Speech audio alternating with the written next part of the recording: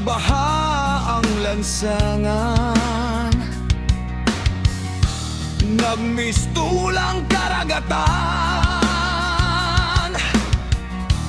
ang malawak na daan.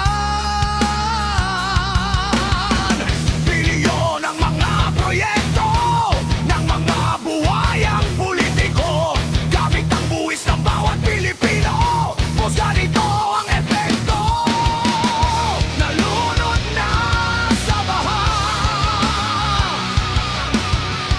ang bayan ko, ay kaawa-awa. Habang ang mga sakim ay nakatawa, ang bayan ko ay lumuluha.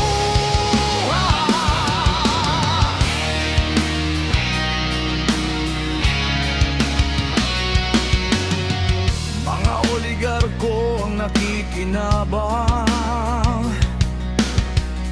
sa buwis na pinaghihirapan.